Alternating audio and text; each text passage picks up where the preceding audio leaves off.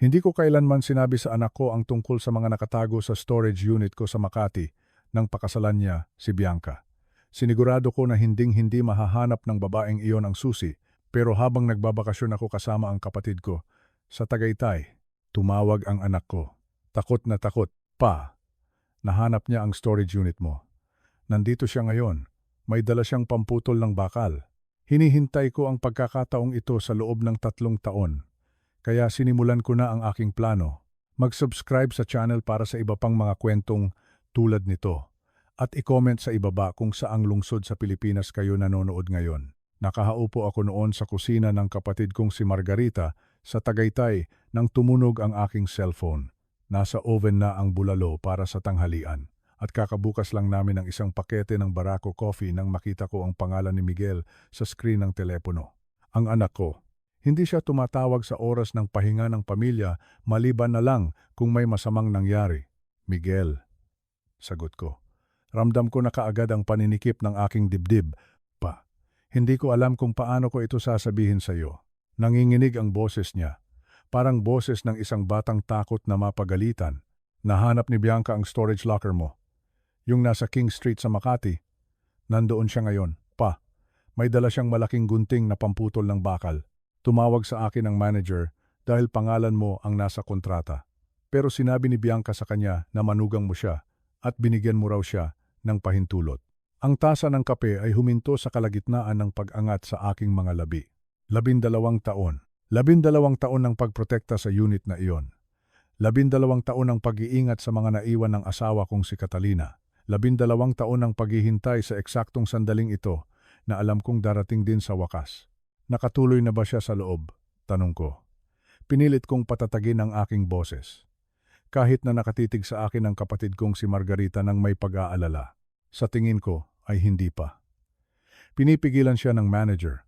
Sinasabi niyang kailangan muna niyang kumpirmahin sa iyo. Pero pa, galit na galit siya. Sumisigaw siya tungkol sa kanyang karapatan bilang pamilya.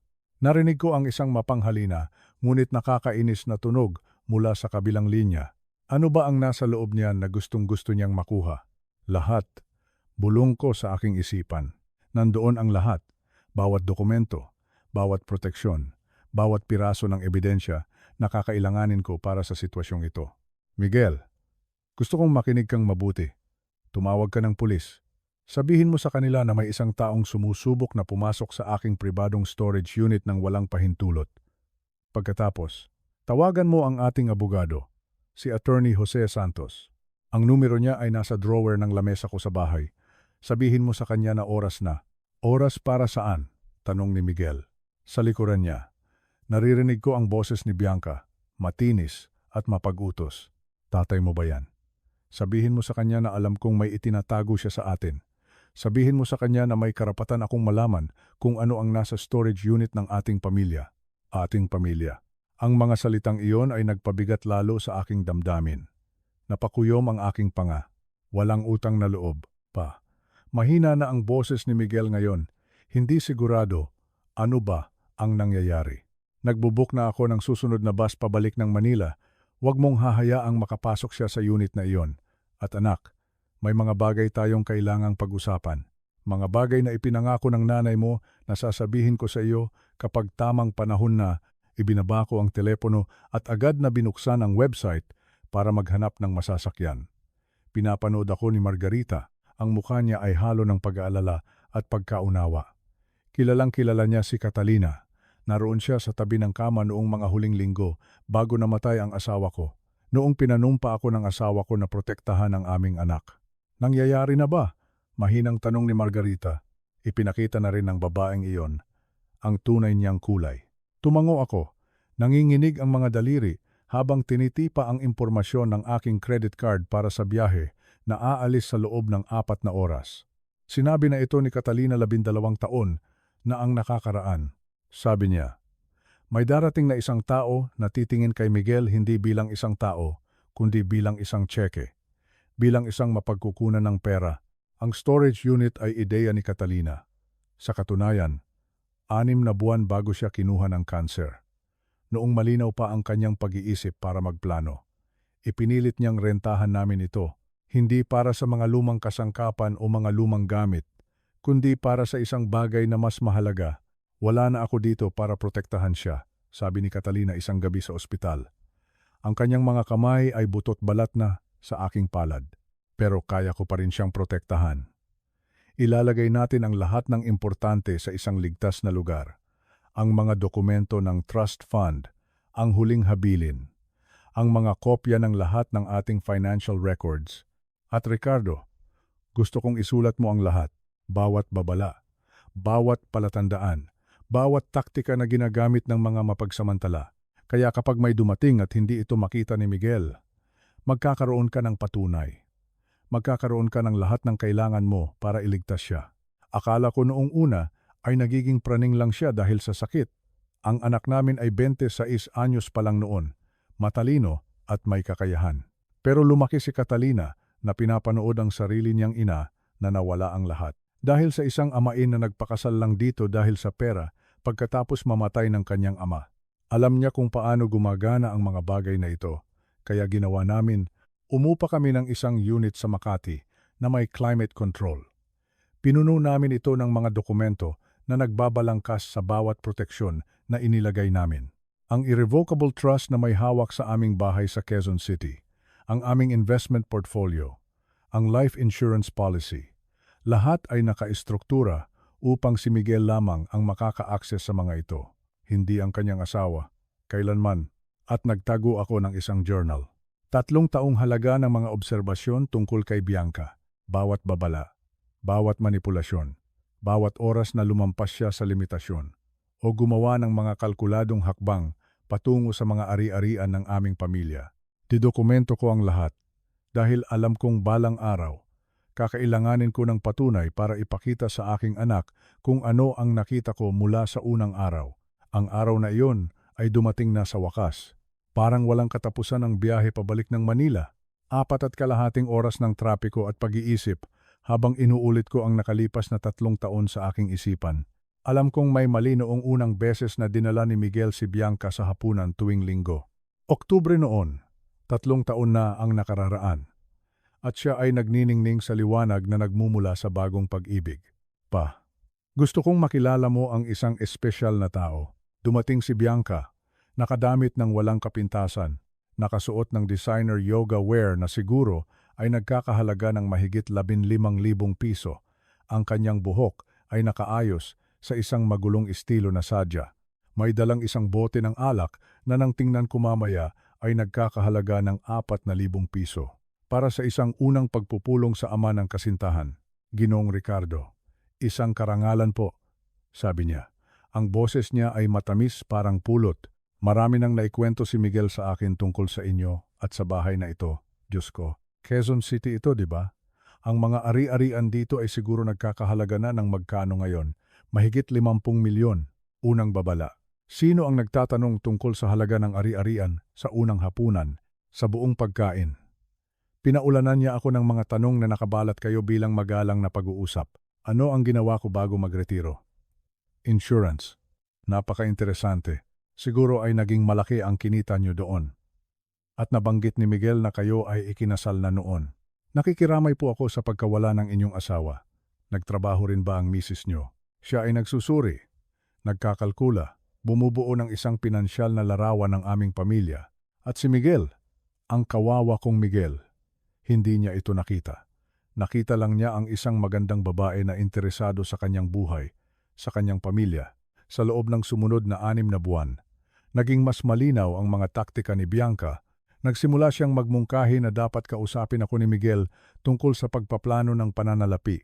Hindi ba niya gustong malaman kung ano ang mamamana niya balang araw? Hindi ba responsableng maunawaan ang mga ari-arian ng pamilya? Nabanggit ito ni Miguel sa akin isang linggo. Sa tingin ni Bianca, ay dapat nating pag-usapan ang iyong estate plan. Pa. Sabi niya kailangan ng mag-asawa na maunawaan ang kanilang pinansyal na kinabukasan ng magkasama. 8 buwan pa lang silang nagde-date noon. Ang kinabukasan mo kasama ako ay ang pagbuo mo ng sarili mong karera at ipon. Sabi ko ng maingat, tulad ng ginawa ko, tulad ng ginawa ng nanay mo. Nakita ko ang kislap ng inis na dumaan sa kanyang mukha Si Bianca ay nagtatrabaho sa isip niya. Ipinaparamdam sa kanya na ako ay nagiging lihim, mapagkontrol. Nang sabihin sa akin ni Miguel na magpo-propose na siya, bumagsak ang puso ko. Ang singsing na ipinakita niya sa akin ay nagkakahalaga ng ₱250,000, pera na inipon niya mula sa kanyang trabaho sa investment firm sa Makati. Nakita ko ang pag-asa sa kanyang mga mata, ang kahinaan ng isang lalaking umiibig. Masaya ako para sa iyo, anak, sabi ko. At totoo ang sinabi ko. Gusto kong maging masaya si Miguel, na magkaroon ng kung ano ang pinagsaluhan namin ni Catalina. Pero alam ko rin na hindi iyon maibibigay ni Bianca sa kanya. Ang kasal ay naging labis-labis. Ipinilit ni Bianca na ganapin ito sa Shangri-La, isang venue na nagkakahalaga ng halos 3 milyon. Ang mga bulaklak ay nagkakahalaga ng 1 milyon. Ang kanyang damit ay nagkakahalaga ng 600,000 at bumili pa siya ng 3 magkakaibang damit para sa reception. Sinasabing kailangan niya ng mga pagpipilian para sa mga larawan. Nahirapan si Miguel na bayaran ang kanyang bahagi. Masyadong mapagmataas para humingi ng tulong sa akin. Binigyan ko sila ng 1,500,000 bilang regalo sa kasal. Pinapanood ang mga mata ni Bianca na lumiwanag habang kinakalkula niya kung ano ang ibig sabihin noon tungkol sa aking kabuuang yaman. Pero may ginawa pa akong iba. Tinawagan ko si Attorney Santos, ang estate lawyer na nakatrabaho ni Catalina, at sinigurado kong ang bawat dokumento ay matibay. Pagkatapos ay ipinilit ko ang isang prenuptial agreement. Ito ay karaniwang kasanayan para sa mga pamilyang may mga ari-arian na higit sa isang tiyak na halaga. Paliwanag ni attorney sa kanilang dalawa sa kanyang opisina sa Ortigas. Walang personalan, proteksyon lang para sa mga ari-arian na umiiral bago ang kasal. Pinirmahan ito ni Bianca nang halos walang tingin-tingin. Siguro iniisip na ito ay isang formalidad lamang na magkakaroon siya ng maraming taon para baguhin ang mga bagay, para kumbinsihin si Miguel na baguhin ang mga kasulatan. Nagkamali siya pagkatapos ng kasal. Lumala ang mga bagay. Lumipat sila sa kondo ni Miguel malapit sa BGC. Yung binili niya bago pa sila nagkakilala. Sa loob ng 2 buwan, nagsimulang magreklamo si Bianca. Masyadong maliit, masyadong maingay, masyadong malayo sa kanyang yoga studio. Dapat tayong lumipat kasama ng tatay mo. Mungkahi niya kay Miguel ng malakas upang marinig ko habang naghahapunan kami noong linggo. Tingnan mo ang lahat ng espasyong ito na hindi niya ginagamit. At Ricardo, tumatanda ka na, hindi ba masarap na may kasamang pamilya sa bahay? Pinatigil ko kaagad iyon. Ang bahay ay mananatili kung ano ito kapag wala na ako. Ito ay magiging kay Miguel para gawin ang anumang naisin niya. Pero habang humihinga pa ako, ito ay espasyo ko. Ang ngiti ni Bianca ay nanigas sa kanyang mukha. At nakita ko ang pagkalkula sa likod ng kanyang mga mata. Gumagawa siya ng mga alternatibong estratehiya. Sinusubukang alamin kung paano ma-access ang gusto niya. Doon ako nagsimula sa journal. Bawat pag-uusap, bawat pagtatangka ng manipulasyon, bawat babala. Didokumento ko ang lahat sa isang leather notebook na nakatira sa storage unit sa Makati.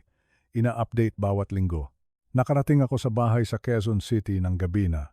Ang aking telepono ay walang tigil sa pagtunog dahil sa mga text mula kay Miguel. Dumating ang mga pulis. Galit na galit si Bianca. Sinasabing praning ka at mapagkontrol. Gusto niyang malaman kung ano ang itinatago mo sa kanya. Pa, pwede ba tayong mag-usap pagka-uwi mo? Naguguluhan ako sa lahat ng ito. Nagmaneho ako sa trapiko ng EDSA. Ang mga ilaw ng lungsod ay nagniningning sa madilim na langit. Ang isip ko ay tumatakbo sa kung ano ang kailangan kong gawin. Una, suriin ang storage unit. Pangalawa, isali si Attorney Santos. Panghuli, paupuin si Miguel at ipakita sa kanya ang lahat. Nang huminto ako sa bahay, naroon ang pareho nilang sasakyan, ang simpleng Honda ni Miguel at ang BMW X5 ni Bianca. Ang sasakyan na nakumbinsi niya si Miguel na mag-co-sign ng loan siyam na buwan pagkatapos ng kasal, 4,2 milyong piso. Ang bayad ay 70,000 kada buwan. Perang galing sa sweldo ni Miguel habang si Bianca ay walang inaambag. Umupo ako sa aking sasakyan sandali. Nag-iipon ng lakas. Ang boses ni Catalina ay umalingaw-ngaw sa aking alaala. Mas matatag ka kaysa sa iniisip mo, Ricardo. Protektahan mo ang ating anak. Bumukas ang pinto sa harap bago ko pa maikot ang aking susi. Nakatayo doon si Miguel na mukhang pagod na pagod, maluwag ang kanyang kurbata. Ang kanyang karaniwang maayos na buhok ay magulo. Ang anak ko, na bihirang magpakita ng stress, ay mukhang tumanda ng 5 taon sa isang araw. Pa, sabi niya ng mahina. Naghihintay siya sa sala, sa likuran niya. Lumitaw si Bianca. Nakadamit siya ng kaswal, maong at isang mamahaling damit na siguradong nagkakahalaga ng libo-libo pero walang kaswal sa paraan ng kanyang pagkilos. Mukha siyang isang taong naghahanda para sa digmaan. Ricardo, sabi niya. Ang boses niya ay tumutulo sa peking tamis. Kailangan nating magkaroon ng pag-uusap tungkol sa tiwala at pagiging bukas sa pamilyang ito. Humakbang ako papasok sa sarili kong tahanan. Ang tahanan na binili namin ni Catalina 40 taon na ang nakakaraan noong abot kaya pa ang Quezon City. Ang tahanan kung saan namin pinalaki ang aming anak, kung saan ang bawat silid ay may mga alaala ng aming buhay na magkasama. Oh, sabi ko ng mahinahon. Sa tingin ko ay kailangan nga natin. Umupo kami sa sala, nakaposisyon na parang mga piyesa sa isang chessboard. Kinuha ko ang aking karaniwang upuan, ang leather recliner na ibinigay sa akin ni Catalina para sa aking ika-60 kaarawan. Si Miguel ay nakaupo sa gilid ng sofa. Mukhang gusto niyang tumakbo anumang oras. Inangkin ni Bianca ang kabilang dulo. Perpekto ang kanyang postura. Kontrolado. Maging diretsahan tayo, sabi ni Bianca. Hindi naghihintay na magsalita ang iba. Alam ko ang tungkol sa storage unit sa Makati. Alam kong may itinatago ka sa amin. Sa sarili mong pamilya. Mga dokumentong pinansyal. Mga record ng ari-arian. Mga legal na papel na nakakaapekto sa kinabukasan ni Miguel. Iyan ay hindi lang paglilihim, Ricardo. Iyan ay pagkontrol. Ang mga dokumento tungkol sa mga ari-arian ng pamilya ay itinatagong ligtas. Sabi ko ng pantay. Iyan ay pagiging responsable, hindi pagkontrol. Ligtas mula sa iyong anak. Tinaas niya ang isang kilay. O ligtas mula sa akin. Ang tanong ay nakabitin sa hangin. Nakatitig si Miguel sa kanyang mga kamay. Mahigpit ang kanyang panga. Mukhang gusto niyang mawala sa mga una ng sofa. Pareho, sabi ko. Nagpa siyang wala ng saysay na magpanggap pa. Ang trust fund ay itinatag ni Catalina bago siya namatay. Pinoprotektahan nito ang mga ari-arian para sa kinabukasan ni Miguel. Mga ari-arian na mananatiling hiwalay sa ari-arian ng mag-asawa. Ang tawa ni Bianca ay malamig, matalim. Ari-arian ng mag-asawa. Ibig mong sabihin ay sinigurado mong hindi ako magkakaroon ng anumang habol sa pera ng pamilyang ito. Sinigurado ko na ang pamana na binuo namin ni Catalina ay mapupunta sa aming anak nang eksakto sa kung paano niya nilayon. Pa, sa wakas ay nagsalita si Miguel. Ang boses niya ay hirap. Dapat sinabi mo sa akin ang tungkol dito. May karapatan akong malaman. Ang sakit sa kanyang boses ay mas malalim na sumugat kaysa sa anumang akusasyon ni Bianca. Ito ang pinakakinatatakutan ko, hindi ang galit niya, kundi ang kanyang sakit, ang kanyang pakiramdam na pinagtaksilan. Tama ka, sabi ko, habang nakatingin sa kanyang mga mata. Dapat ay nagpaliwanag ako ng mas maaga. Nag-set up kami ng nanay mo ng mga proteksyon dahil napanood niya ang sarili niyang ina na nawala ang lahat pagkatapos mamatay ng kanyang ama. Pinangako niya sa akin na siguraduhin na hindi iyon mangyayari sa iyo kailanman. Ang tamang panahon. Ulit ni Bianca nang may panunuya. O hinihintay mo kung aalis ba ako? Umaasa na mabibigo ang kasal ni Miguel para mapanatili mo ang iyong mahalagang kontrol. Hinihintay ko kung ipapakita mo ang iyong tunay na intensyon. Sabi ko ng mahina. At ngayong araw, nang subukan mong pasukin ang storage unit ko gamit ang pamputol ng bakal, nalaman ko na ang sagot, namula si Bianca. May karapatan akong malaman kung ano ang nakakaapekto sa kinabukasan ng asawa ko. Wala kang karapatan sa mga ari-arian na hindi mo pinaghirapan at hindi mo paghihirapan, sagot ko.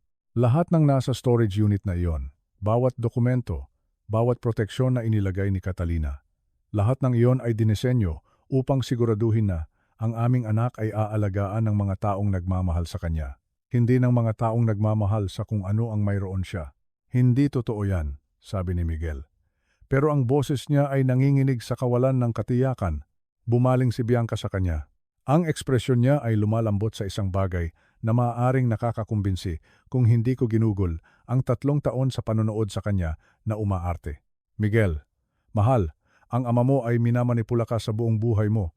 Hindi mo ba nakikita? Sinusubukan niyang kontrolin ka. Kahit ngayon, sinusubukan niyang pumagitna sa atin. Nakikita ko ng maayos ang lahat, sabi ko. Nakikita ko na 6 na buwan pagkatapos ng kasal. Nakumbinsi mo si Miguel na mag-co-sign ng loan para sa isang sasakyan na nagkakahalaga ng mahigit 4 na milyon. Isang sasakyan na ikaw ang pumili, na ikaw ang nagmamaneho, na siya ang nagbabayad. Napatingala si Miguel. Paano mo nalaman ang eksaktong halaga? Dahil nagbibigay ako ng pansin sa anak ko. Napapansin ko kapag tumigil na siya sa pag-uusap tungkol sa pag-iipon para sa isang bahay dahil biglang napupunta sa iba ang lahat ng pera niya. Napapansin ko kapag nagsisimula siyang magmukhang pagod dahil nagtatrabaho siya ng overtime para bayaran ang mga gastusin na hindi naman dapat umiiral. Kailangan namin ng maaasahang sasakyan. Protesta ni Bianca. Kailangan mo ng BMW. Pinanatili kong pantay ang boses ko. Miguel, magkano ang buwanang bayad? Nag-alinlangan siya pagkatapos ay sinabi ng mahina, 70,000.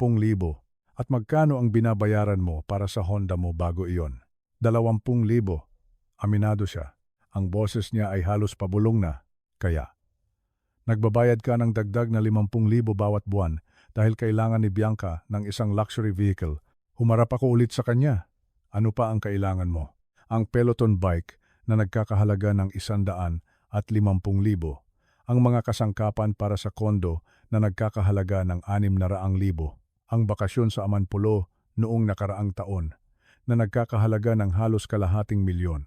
Bumubuo ako ng magandang buhay para sa amin, sabi ni Bianca, pero ang boses niya ay may halong pagtatanggol na gumagastos ka ng perang hindi sa iyo at sinusubukang alamin kung paano ma-access ang perang hindi mo kailanman kinita. Inilabas ko ang aking telepono at binuksan ang isang email na inihanda ko bago umalis ng Tagaytay. Nakausap ko si Attorney Santos ngayong hapon.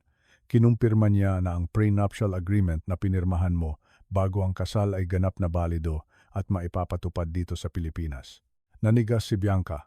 Anong prenuptial agreement? Yung pinirmahan mo 3 araw bago ang kasal. Yung ipinaliwanag sa iyo ni attorney sa opisina niya sa Ortigas. Ang kasunduan na tumutukoy sa malinaw na wika na ang lahat ng mga ari-arian na hawak sa family trust ay mananatiling hiwalay na pag-aari. At sa kaganapan ng diborsyo o hiwalayan, wala kang habol sa anumang premarital assets. Pinanood ko ang dugo na umalis mula sa kanyang mukha habang ang alaala ay humahabol sa galit. Pinirmahan niya iyon. Halos hindi binabasa. Siguro iniisip na ito ay karaniwang papeles lang na magkakaroon siya ng maraming taon para ayusin. Niloko mo ako, bulong niya. Pinrotektahan ko ang anak ko. Nakatitig si Miguel sa aming dalawa na parang kami ay mga estranghero. Hindi ko maintindihan, Bianca. Alam mo ang tungkol sa prenup, pinag-usapan natin iyon. Akala ko formalidad lang iyon, sabi niya. Ang boses niya ay tumataas. Hindi ko akalain na sinusubukan ng tatay mo na tanggalin ako sa lahat. Lahat ng bagay na hindi kailanman naging sa iyo sa simula pa lang. Pagtatama ko, ang bahay sa Quezon City ay hawak ng trust fund. Ang investment portfolio ay hawak ng trust fund. Ang aking life insurance policy ay pinapangalanan si Miguel bilang nag-iisang benepisyaryo na ang payout ay direktang mapupunta sa trust fund. Kahit na may mangyari sa akin bukas, wala kang makikitang kahit 5 duling. Ang katahimikan na sumunod ay nakakasakal. Mukhang sinampal ko si Miguel. Mukhang gusto akong sampalin ni Bianca. Kaya ganoon pala, sabi ni Bianca sa wakas.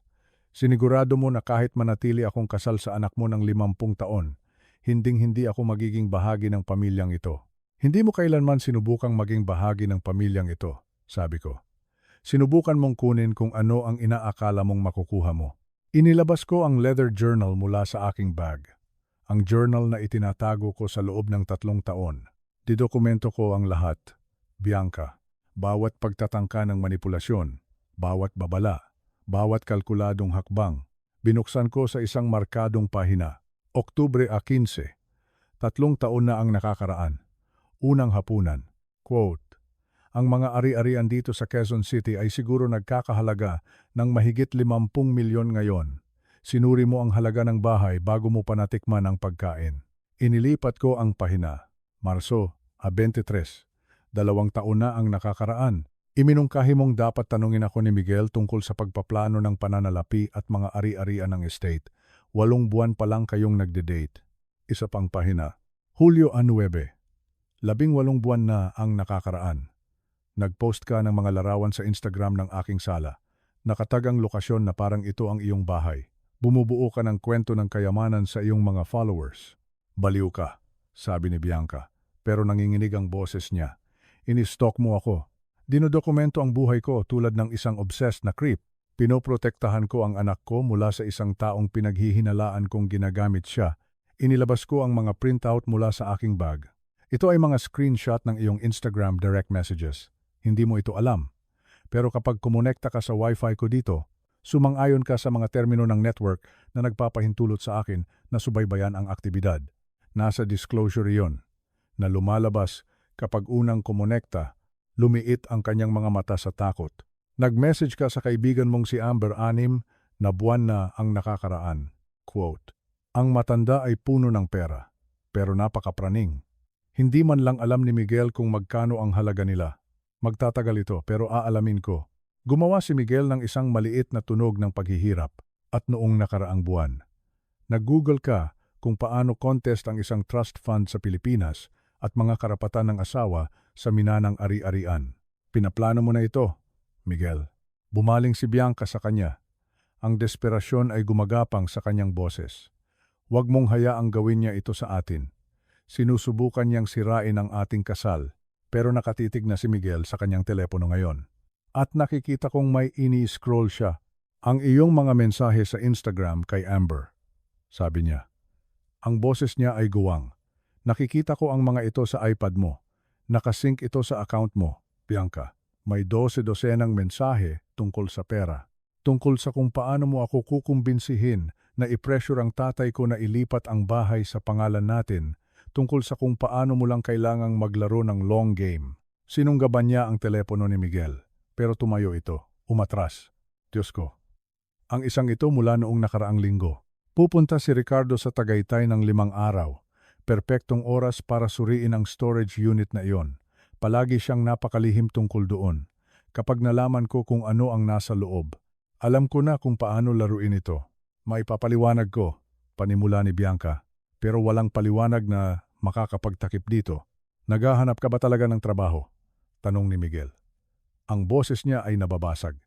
Sinabi mo sa akin na nag-aaplika sa mga posisyon sa marketing. Sinabi mong may mga interview ka. Bumubuo ako ng buhay nating dalawa. Sabi niya ng mahina. Wala ka pang ni isang araw na nagtrabaho simula noong kasal. Sabi ko. Sinabi mo kay Miguel na naghahanap ka ng trabaho. Pero ginugol mo ang 3 taon sa paggastos ng pera niya habang wala kang inaambag. Bumagsak si Miguel pabalik sa sofa. Ang ulo niya ay nasa kanyang mga kamay. Ito ang anak ko. Nalaman na ang babaeng pinangakuan niya ng kanyang buhay ay gumaganap lang ng isang papel. Nakita siya bilang isang paraan para sa isang layunin sa halip na isang kapareha. Sa tingin ko kailangan mo nang umalis. Sabi ni Miguel nang mahina. Ano? Sa tingin ko, kailangan mo nang i-empake ang mga gamit mo at umalis. Pumunta ka muna sa kapatid mo o kumuha ng hotel room. Kailangan kong wala ka dito para makapag-isip ako. Kalahati ito ng tahanan ko, sabi ni Bianca. Malamig na ang boses niya ngayon. Wala na ang pagpapanggap. Kasal tayo, hindi mo ako pwedeng palayasin lang. Sa katunayan, sabi ko, ang kondo ay nakapangalan kay Miguel lamang. Binili niya ito 2 taon bago kanya nakilala. Wala kang legal na habol dito. Lumingon siya sa akin ng mabilis. Sinigurado mo rin pala iyon. Alam ko ang bawat ari-arian na pagmamay-ari ng anak ko at kung paano ito nakapangalan. Hindi iyon pagkontrol. Bianca, iyon ay pagiging maingat na magulang. Tumingin siya sa pagitan namin at sa unang pagkakataon ay nakita ko ang tunay na takot sa kanyang mga mata. Natalo siya at alam niya iyon. Kung aalis ako ngayon, hindi na ako babalik, sabi niya. Isang huling desperadong banta, tinitigan siya ni Miguel sa mata. Umaagos ang luha sa kanyang mukha. Alam ko, ang tunog ng mga gulong ng maleta ni Bianca sa sahig na kahoy ay umalingaw-ngaw sa buong bahay. Maghahating gabi na at nakaupo ako sa sala habang nakatayo si Miguel sa tuktok ng hagdan pinapanood ang kanyang asawa na nag-iimpake ng 3 taon ng kasal sa 2 bag. Kumalabog ang mga drawer. Narinig ko ang kanyang galit na mga yapak na lumilipat mula sa kwarto patungo sa banyo pabalik-balik. Nagtagal siya. Siguro umaasa na bibigay si Miguel. Sasabihin sa kanya na tumigil. Hindi niya ginawa. Nang sa wakas ay bumaba na siya. Wala na siyang hitsura ng makinis na babae na nagmanipula ng kanyang paraan sa aming buhay. Magulo ang buhok niya. Ang mukha niya ay namumula at puno ng mantsa ng maskara. Hinihila niya ang parehong maleta sa likuran niya. Tumangging tumingin sa sinuman sa amin, sa pintuan. Huminto siya. Miguel, kailangan ko ng pera para sa hotel. Dahan-dahang inilabas ni Miguel ang kanyang pitaka at inabot sa kanya ang 5,100 piso. 5,000. Hindi sapat para sa higit sa isang gabi, sa isang magandang hotel, pero sapat na para sa isang budget motel. Tinitigan niya ang pera na parang isang insulto. Pagkalipas ng 3 taon, gumagana ang bank card mo. May humigit kumulang 50,000 sa ating joint account. Kunin mo ang kailangan mo. Ang kailangan ko. Mapait na tumawa si Bianca. Ay ang magising ka at ma-realize na nilason ng tatay mo ang utak mo laban sa akin. Hinawakan niya ang seradura ng pinto at binuksan ito ng marahas. Ang hangin ng Nobyembre ay pumasok. Nakatayo siya doon sandali at naisip ko na baka subukan niya ang isa pang manipulasyon. Humanap ng kaunting puwang sa desisyon ni Miguel. Sa halip, umalis na lang siya. Sumara ang pinto at ilang segundo ang lumipas. Narinig namin ang kanyang BMW na umandar at umalis sa dilim ng gabi ng Manila. Ang katahimikan na pumuno sa bahay ay nakakabingi. Nakatayo si Miguel na parang yelo na nakatitig sa saradong pinto. Pagkatapos ay nagsimulang manginig ang kanyang mga balikat at bumagsak siya sa ibabang baitang ng hagdanan. Ang mukha niya ay nasa kanyang mga hands. Ang mga hikbi ay malalim at masakit. Lumapit ako para umupo sa tabi niya at bumaling siya sa akin na parang bata ulit. Niyakap ko ang aking 67 taong gulang na katawan sa paligid ng aking 38 taong gulang na anak habang siya ay nagkakapira-piraso. Ang tanga ko, pa, sabi niya. Paano ko hindi nakita iyon? Mahal mo siya. Ang pag-ibig ay nagpapakita sa atin kung ano ang gusto nating makita. 3 taon. 3 taon na nasayang sa isang tao na ginagamit lang ako. Hindi nasayang, sabi ko ng matatag. May natutunan ka tungkol sa mga tao, tungkol sa iyong sarili, tungkol sa kung ano talaga ang gusto mo.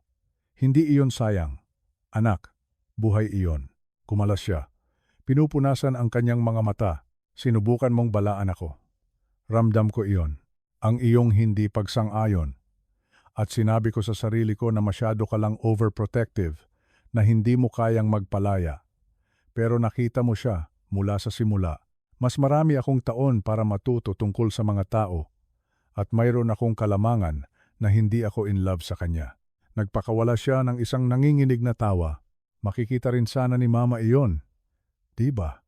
Sa unang pagkakataon na pumasok si Bianca sa pintong iyon, alam na sana ng nanay mo ang lahat tungkol sa kanya. Nakaupo kami doon sa hagdan ng matagal.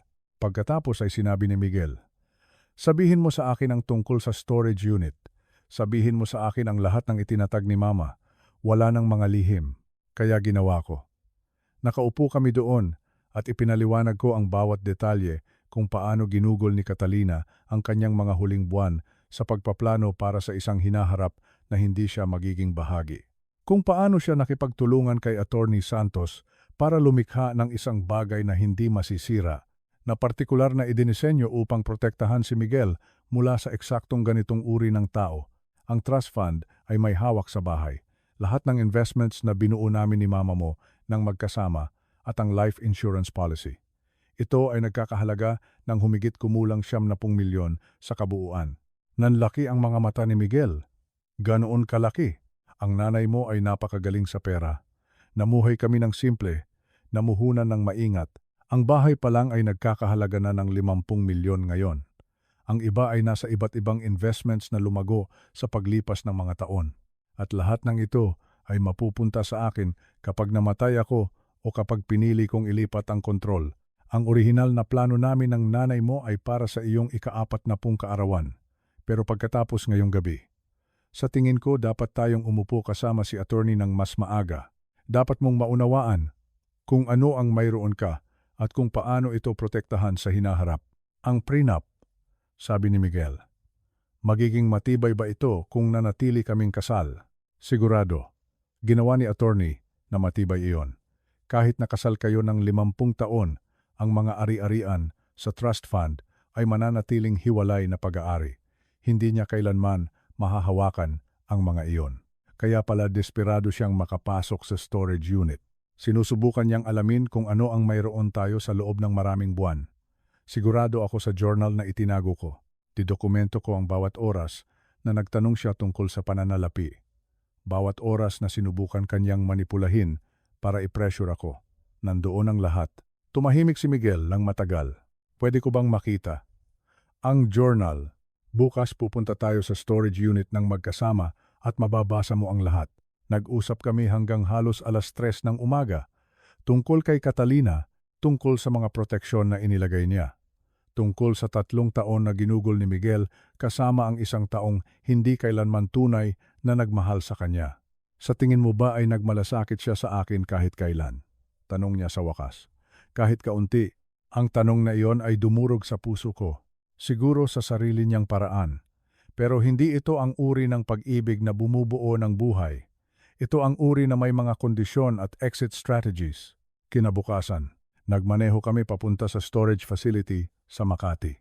Ang manager, isang mabait na matandang lalaki na nagngangalang Rajesh, ay bumati sa amin ng may ginhawa.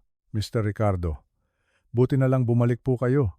Yung babae kahapon, mapilit siya masyado. Galit na galit noong hindi ko pinapasok. Tama ang ginawa mo, Rajesh. Salamat. Tinipa ko ang code. 7, 3, 5, 2, kaarawan ni Catalina, Marso 7, 1952. Bumukas ang lock. Hindi malaki ang unit, pero maayos na inorganisa. Mga filing cabinet sa isang pader. May malinaw na label, financial records, property documents, legal papers, insurance policies. Pero ang nakakuha ng atensyon ni Miguel ay ang kabilang pader. Mga istante na may hawak na maingat na iningatang photo albums, mga kahon ng mga gamit ni Catalina, ang kanyang jewelry box, ang mga paborito niyang libro, ang kanyang koleksyon ng maliliit na watercolor paintings na ginawa niya bilang libangan. Itinago mo ang lahat, sabi ni Miguel. Ang boses niya ay makapal. Hindi ko kayang bitawan. Ito ang espasyo ko para alalahanin siya. Iyon ang tunay na dahilan kung bakit hindi ko gusto ang sinuman dito. Hindi lang ang mga dokumento, kundi ito. Hindi pa ako handang magbahagi. Lumakad si Miguel sa mga istante at kumuha ng isang photo album. Binuksan niya ito sa isang random na pahina at naroon si Catalina. Siguro ay 30 taong gulang. Tumatawa sa kamera sa Baguio, bata at malusog at puno ng buhay. Nakalimutan ko minsan kung ano ang hitsura niya bago siya nagkasakit. Siya ay pambihira, matalino at nakakatawa. At napakatigas ng ulo. Kapag nagpasya siya na tama ang isang bagay, walang makakapagpabago ng isip niya. Ibinaba niya ang album at binuksan ang isa sa mga filing cabinet. Sa loob ay mga folder sa maayos na sulat kamay ni Catalina at sa pinakaharap, isang selyadong sobre na may pangalan ni Miguel. Ano ito? Isang sulat. Sinulat niya ito 2 linggo bago siya namatay. Sinabi sa akin na ibigay ito sa iyo kapag handa ka na. Nanginig ang kanyang mga kamay habang binubuksan ito. Ilang pahina na natatakpan ng sulat kamay ni Catalina. Ang kanyang mga mata ay gumalaw sa mga salita at pinanood ko ang pagsisimula ng pagpatak ng mga luha. Nagbasa siya ng tahimik habang nakatayo ako doon. Naaalala ang araw na isinulat ni Catalina ang mga salitang iyon, kung gaano siya kahina noon, kung gaano siya kadeterminado. Nang matapos siya, tumingin siya sa akin.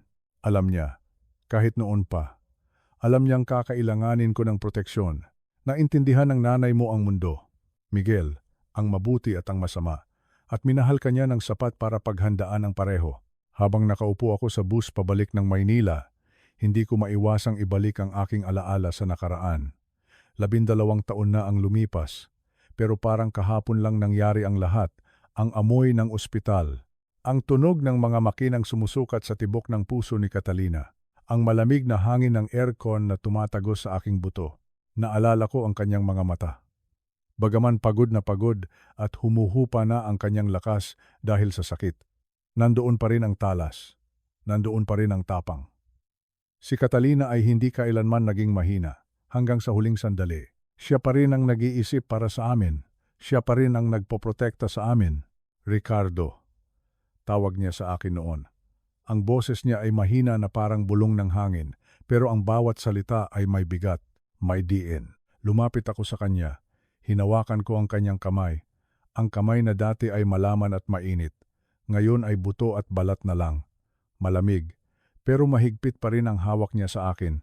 Makinig kang mabuti sa akin, sabi niya. Huwag kang iiyak ngayon. Kailangan mong maging malakas para kay Miguel. Tumango ako, pinipigilan ang mga luha na gustong kumawala. Alam naming dalawa na bilang na ang kanyang mga oras. Alam mo naman ang nangyari sa nanay ko, di ba? Tanong niya. Alam ko. Alam na alam ko ang kwentong iyon. Ang nanay ni Catalina ay isang mabait na babae, masyadong mabait. Nang mamatay ang tatay ni Catalina, dumating ang isang lalaki, isang stepfather. Magaling magsalita, magaling manuyo. Inubos niya ang lahat ng ipon ng nanay ni Catalina. Ibinenta ang kanilang mga lupa sa probinsya. At nang wala nang makuha, iniwan niya ang matanda na walang-wala. Ayaw kong mangyari iyon sa anak natin, sabi ni Catalina. Ang mga mata niya ay naging matalim. Nakikita ko ang takot sa loob niya, hindi takot sa kamatayan, kundi takot para sa kinabukasan ng aming anak na si Miguel. Mabait si Miguel, masyadong mabait. Mana sa iyo, sabi niya habang pilit nang ngumingiti. Madali siyang magtiwala, at kapag nagmahal siya, ibinibigay niya ang lahat. Iyan ang kahinaan niya, Ricardo. At iyan ang gagamitin ng ibang tao para saktan siya. Doon niya sinabi sa akin ang tungkol sa plano. Gusto kong umupa ka ng isang storage unit, sabi niya. Isang storage unit. Nagtaka ako noon. Para saan? Para sa mga lumang damit? Para sa mga gamit sa bahay? Hindi, sagot niya. Para sa katotohanan. Gusto kong ilagay mo doon ang lahat ng dokumento. Ang titulo ng lupa sa Quezon City. Ang mga stocks at investments natin. Ang insurance policy. Lahat ng orihinal na kopya. Ilagay mo sa isang lugar na hindi basta-basta mapupuntahan ng kung sino man. Kahit ng magiging asawa ni Miguel. At may isa pa siyang hiling. Isang hiling na nagpabigat sa aking dibdib pero tinupad ko ng buong puso. Gusto kong magsulat ka, Ricardo. Magsulat? Tanong ko. Oo. Gumawa ka ng journal. Kapag may nakilala si Miguel, gusto kong obserbahan mo siya. Tingnan mo ang mga galaw. Pakinggan mo ang mga salita. Isulat mo ang bawat pagkakamali, bawat kasinungalingan, bawat senyales ng kasakiman. Bakit kailangan ko pang isulat? Tanong ko noon. Dahil ang tao ay madaling makalimot, sagot ni Catalina. At ang taong nagmamahal ay bulag. Darating ang araw, nakakailanganin mong ipakita kay Miguel ang katotohanan. At kapag dumating ang araw na iyon, hindi sapat ang salita mo lang. Kakailanganin mo ng ebidensya. Kakailanganin mo ng listahan. Ang storage unit na iyon ay hindi lang lagayan ng papel, Ricardo. Iyon ang magiging mata ko kapag wala na ako. Iyon ang magiging proteksyon ni Miguel. Namatay si Catalina 2 linggo pagkatapos ng pag-uusap na iyon. Napakasakit mawalan ng kabiyak. Para akong nawalan ng kalahati ng aking sarili. Pero sa gitna ng aking pagluluksa, hindi ko nakalimutan ang aking pangako. Pagkatapos ng libing. Pumunta ako sa Makati. Humanap ako ng isang matibay na storage facility. Umupa ako ng unit. Kumuha ako ng lock na may code. 7, 3, 5, 2. Ang kaarawan ng aking mahal na asawa. Doon ko inilagay ang aming buhay. Ang bawat piraso ng papel na nagpapatunay ng aming pinaghirapan. At doon ko rin inilagay ang isang bagong notebook. Isang notebook na blanko pa ang mga pahina. Naghihintay. Sa loob ng maraming taon. Tahimik ang notebook na iyon. Walang laman. Masaya si Miguel. Nagtatrabaho. Lumalabas kasama ang mga kaibigan. Akala ko ay hindi ko na kailanman kakailanganin ang notebook na iyon. Akala ko ay mali si Catalina sa kanyang pag-aalala. Pero gaya ng dati. Tama ang asawa ko.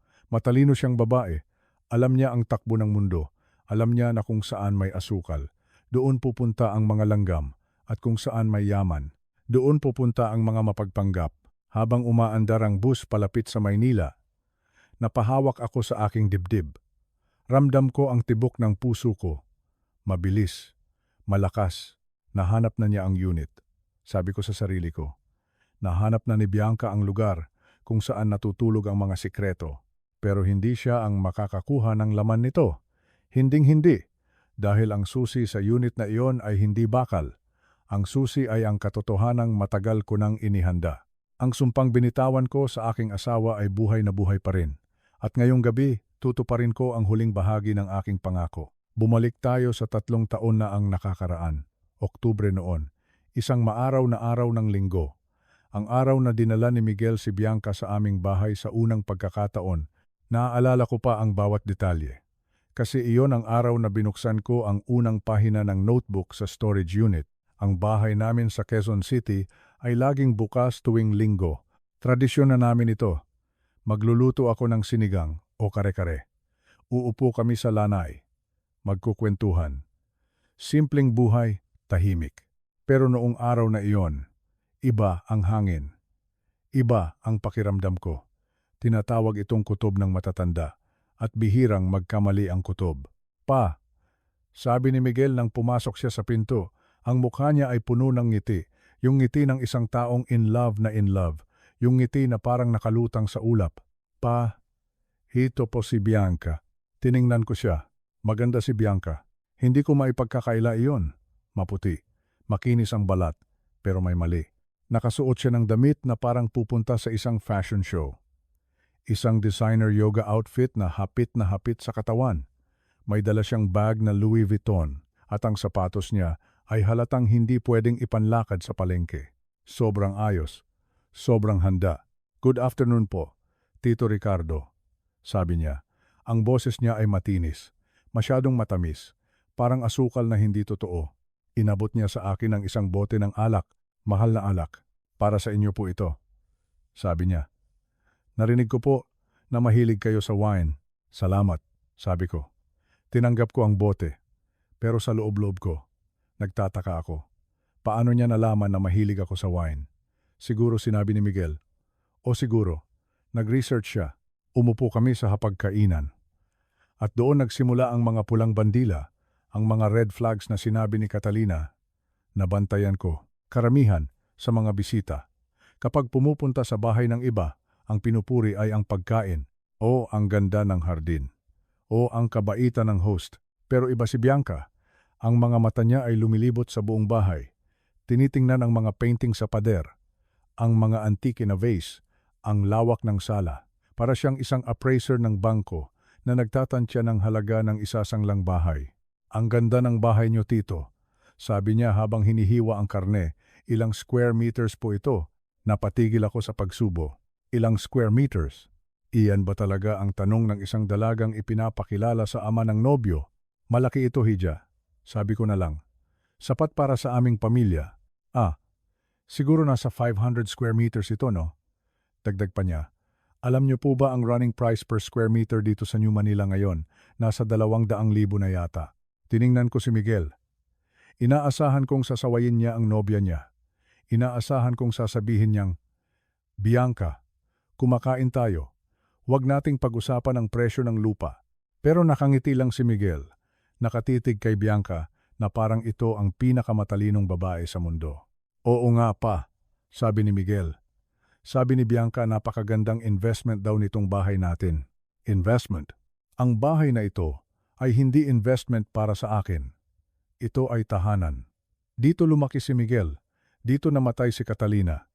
Ang bawat sulok nito ay may alaala na hindi matutumbasan ng pera. Pero para kay Bianca, ito ay numero lamang. Ito ay pera na naghihintay na kairin. Nagpatuloy ang tanghalian at nagpatuloy din ang kanyang pagsisiyasat. Tito, ano po ang ginagawa niyo noong nagtatrabaho pa kayo? Nasa insurance ako. Sagot ko. Insurance, sabi niya. Ang mga mata niya ay kuminang. Malaki po ang kita doon, di ba? Lalo na sa mga executive level. Kuminang ang mata niya hindi dahil sa interes sa aking karera, kundi dahil sa interes sa aking pitaka. Pagkatapos kumain, habang naghuhugas ako ng pinggan, narinig ko silang nag-uusap sa sala. Hindi nila alam na nakikinig ako. Ang yaman pala ng tatay mo, babe, sabi ni Bianca. Ang boses niya ay mahina pero dinig na dinig ko. Oo, masipag si Papa, sagot ni Miguel. Pero nag-iisa na lang siya dito, di ba? Dagdag ni Bianca. Sayang naman ang bahay kung siya lang mag-isa, masyadong malaki. Sayang. Isang salita, pero sapat na para magpainit ng ulo ko ng gabing iyon. Pagkaalis nila, dumiretso ako sa aking kwarto. Kinuha ko ang susi ng kotse at nagmaneho papuntang Makati. Pumasok ako sa storage unit. Binuksan ko ang ilaw. Kinuha ko ang blankong notebook at ang ballpen. Sa unang pahina, isinulat ko ang petsa, Oktubre 15.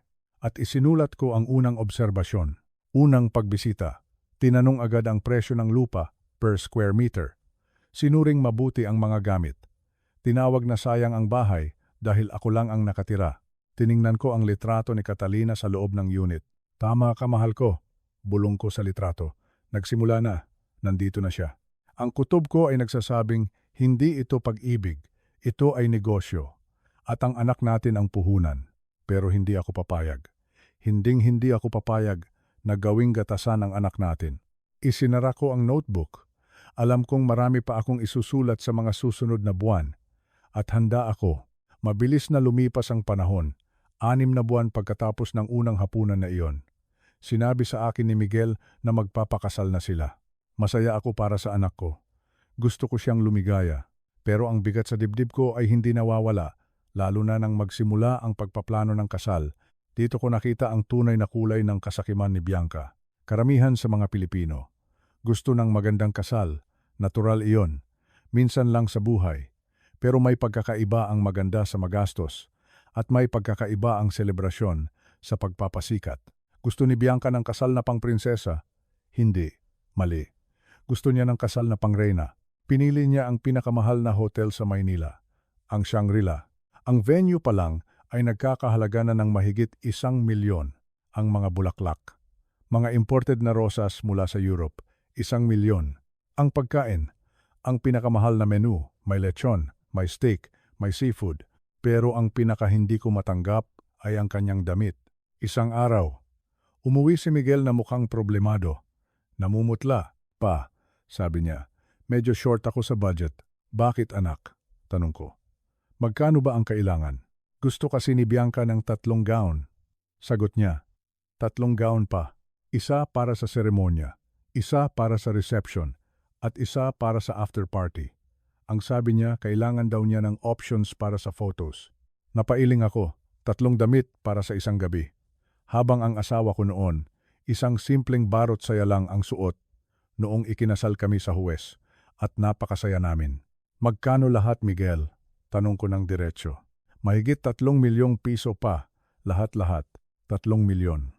3 milyon para sa isang gabi ng kainan at sayawan. Ang halagang iyon ay pwede nang ipambili ng bahay at lupa sa probinsya.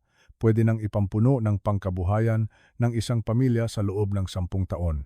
Nakita ko ang paghihirap sa mata ni Miguel. Ayaw niyang humingi sa akin. Masyado siyang proud. Pero wala siyang choice. Ubus na ang ipon niya. Huwag kang mag-alala, sabi ko. Tutulong ako. Binigyan ko sila ng 1.5 milyon bilang regalo sa kasal. Isang tseke, noong inabot ko ang tseke kay Bianca, inaasahan ko ang isang simpleng salamat o kaya ay isang pagtanggi dahil nahihiya siya, pero hindi. Kinuha niya ang tseke. Tinitigan ang mga numero. At nakita ko ang isang kislap sa kanyang mata. Hindi kislap ng pasasalamat, kundi kislap ng isang calculator na nagtutuos. Wow, 1.5 million, sabi niya. Salamat tito, pero alam nyo, kung ibinenta nyo yung lupa sa probinsya, baka mas malaki pa dito ang naibigay nyo. Biro lang iyon sa kanya. Pero para sa akin, iyon ay isang sampal. Hindi pa kami kasal ng anak ko, pero binibilang na niya ang mga ari-arian ko. Dumating ang araw ng kasal. Napakaganda ng venue. Kumikinang ang mga kristal. Ang bango ng mga bulaklak ay pumupuno sa hangin. Pero ang pakiramdam ko ay parang nasa isang teatro ako. Nanonood ng isang palabas. Si Bianca, nagpapalit-palit ng damit. Panay ang pose sa mga photographer. Panay ang beso-beso sa mga bisita na halatang mayayaman lang ang pinapansin niya. Nakita ko si Miguel sa isang sulok. Nakangiti siya. Pero ang mata niya ay pagod. Pagod na pagod. Siya ang nagbayad ng karamihan sa mga ito. Siya ang nagkukumahog sa trabaho para matustusan ang luho ng asawa niya. Lumapit sa akin ang isang kamag-anak ni Bianca. Isang tiyahin yata. Napakayaman pala ninyo, kumpadre. Sabi niya habang humihigop ng wine. Ang swerte naman ng pamangkin ko. Balita ko may malaking lupain pa kayo sa norte. Napangiti ako ng pilit. Doon ko na-realize. Hindi lang si Bianca, buong angkan yata nila ay akala nila nanalo sila sa loto dahil napangasawa ng pamangkin nila ang anak ko. Akala nila ay napasok na nila ang kaban ng yaman. Akala nila ay magiging madali ang lahat.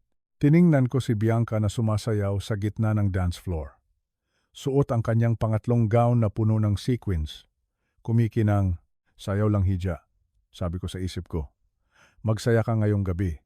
Dahil hindi mo alam ang regalong inihanda ko para sa iyo. Hindi pera ang regalo ko, kundi isang papel. Isang papel na sisiguradong ang kasakiman mo ay hanggang tingin lang habang nagkakasiyahan sila. Ininom ko ang aking wine. Mapait, parang ang lasa ng gabing iyon. Mapait na katotohanan sa likod ng matamis na selebrasyon. Kinabukasan, bumalik ako sa storage unit. Binuksan ko ang notebook. Pahina 2. Ang kasal, gastos, 3 milyon, 3 gown. Nagreklamo sa regalong 1.5 milyon dahil kulang pa raw. Ang pamilya ay nagtatanong tungkol sa iba pang lupain. Isinara ko ang notebook ng padabog. Ang galit ay unti-unting namumuo sa dibdib ko. Pero kailangan kong maging pasensyoso. Ang laban na ito ay hindi nadadaan sa init ng ulo. Nadadaan ito sa talino at sa tamang panahon bago pa man ang kasal na iyon. May ginawa akong hakbang na hindi alam ni Miguel at lalong hindi alam ni Bianca hanggang sa huling sandali. Ito ang tinatawag na prenuptial agreement o kasunduan bago ang kasal sa kultura nating mga Pilipino. Minsan masama ang tingin dito. Parang wala kang tiwala sa mapapangasawa mo. Parang inuunahan mo na maghihiwalay kayo. Pero sa sitwasyon ko, ito ay hindi tungkol sa kawalan ng tiwala. Ito ay tungkol sa proteksyon. Tinawagan ko si Attorney Jose Santos, ang abogado ng pamilya namin simula pa noong buhay pa ang tatay ko. Siya rin ang tumulong kay Catalina na ayusin ang trust fund. Jose, sabi ko sa kanya, kailangan ko ng tulong mo. Magpapakasal si Miguel at hindi maganda ang kutob ko sa babae. Naintindihan agad ni Jose. Matandang abogado na siya. Marami na siyang nakitang pamilya na nagwawasak dahil sa pera. Dalhin mo sila sa opisina ko, sabi niya. Ako ang bahala magpaliwanag. 1 linggo bago ang kasal. Dinala ko si Miguel at Bianca sa opisina ni Attorney sa Ortigas. Malamig ang aircon sa opisina. Formal ang paligid. Nakita ko ang inis sa mukha ni Bianca. Gusto niya sanang nasa spa siya ngayon o nag-fitting ng gown. Hindi nakaupo sa harap ng isang matandang abogado na may makakapal na salamin. Anong ginagawa natin dito pa? Tanong ni Miguel. Ipinaliwanag ni Attorney Jose ng mahinahon. Miguel, Bianca, ito ay standard procedure para sa mga pamilyang may mga assets o ari-arian na nakapangalan sa kanila bago pa ang kasal. Sabi ni attorney. Inilapag niya ang dokumento sa mesa. Makapal na dokumento. Ang tawag dito ay prenuptial agreement. Ang ibig sabihin lang nito, ang anumang ari-arian na mayroon si Miguel bago kayo ikasal, kasama na ang magiging mana niya mula sa kanyang ama, ay mananatiling kanya lamang. Hindi ito magiging conjugal property o ari-arian ng mag-asawa. Tiningnan ko si Bianca. Inaasahan kong magagalit siya. Inaasahan kong mag-iiskandalo siya. Pero nagulat ako sa reaksyon niya. Tumawa siya ng mahina. Isang tawa na puno ng kayabangan. Ah, ganoon ba, attorney? Sabi niya. Papeles lang pala. Kinuha niya ang ballpen. Ni hindi niya binasa ang laman ng dokumento. Ni hindi niya tinanong kung ano ang mga nakalista doon. Para sa kanya, ang papel na iyon ay isang abala lang. Isang maliit na bato sa kanyang daanan. Ang nasa isip niya siguro, sus, papel lang yan. Kapag kasal na kami, makukumbinsi ko rin si Miguel na baguhin yan. Hawak ko si Miguel sa leeg. Mahal na mahal niya ako. Gagawin niya ang lahat para sa akin. Masyado siyang bilib sa sarili niya. Masyado siyang kampante sa kapangyarihan niya kay Miguel. Pirmahan ko na po ha, para matapos na tayo. Marami pa akong appointment ngayong araw. Sabi niya habang mabilis na pumipirma. Nakatingin lang ako sa kanya, sa loob-loob ko. Gusto kong tumawa. Hindi niya alam na ang pirma na iyon ang pumuputol sa kanyang mga plano. Ang pirma na iyon ang nagsisiguro na kahit anong mangyari, kahit gaano pa siya kagaling umarte, wala siyang makukuha sa pinaghirapan ni Catalina, ang bahay sa Quezon City. Ang mga investments, ang life insurance, lahat iyon ay ligtas dahil sa kayabangan niya, dahil sa pagmamaliit niya sa batas at sa paghahanda ng isang ama. Okay na po ba? Tanong niya pagkatapos ibaba ang ballpen. Okay na Hija, sabi ni Attorney Jose. Nakita ko ang maliit na ngiti sa labi ng aking kaibigan. Alam niya ang ginawa namin. Alam niyang nailigtas namin ang leeg ni Miguel. Pagkalabas namin ng opisina, kumapit agad si Bianca sa braso ni Miguel. Babe, tara na sa mall. Tumingin tayo ng bagong relo para sa iyo, sabi niya. Gusto niyang iparamdam kay Miguel na hindi importante ang pera, na mapagbigay siya. Pero alam ko ang totoo. Pera rin ni Miguel ang gagamitin pambili ng relo na iyon. Habang naglalakad sila palayo, tiningnan ko ang likod ni Bianca. Sige lang, sabi ko sa isip ko. Maglakad ka ng taas noo ngayon. Dahil darating ang araw na ang papel na pinirmahan mo nang walang tingin-tingin, ang siya ring papel na magpapalaya sa iyo sa buhay namin. Bumalik ako sa kotse ko nang magaan ang pakiramdam. Ito ang unang panalo namin ni Catalina. Ang bitag ay nakahanda na, at ang daga ay kusang pumasok at kumagat. Kailangan na lang nating maghintay kung kailan sasara ang pinto. At base sa mga nakita ko, sa mga red flags, sa gastos sa kasal, sa kawalan niya ng respeto, hindi na magtatagal ang paghihintay na iyon. Ang storage unit sa Makati ay naghihintay. Ang mga ebidensya ay dumarami, at ang katotohanan ay unti-unting lumilinaw. Malapit na. Ang kasal ay tapos na. Ang mga bisita ay umuwi na. Ang mga bulaklak sa reception ay nalanta na. At doon nagsimula ang tunay na buhay, o mas tamang sabihin, ang tunay na kalbaryo ng aking anak na si Miguel. Lumipat sila sa kondo ni Miguel sa BGC. Isang magandang unit, 2 kwarto, malapit sa trabaho.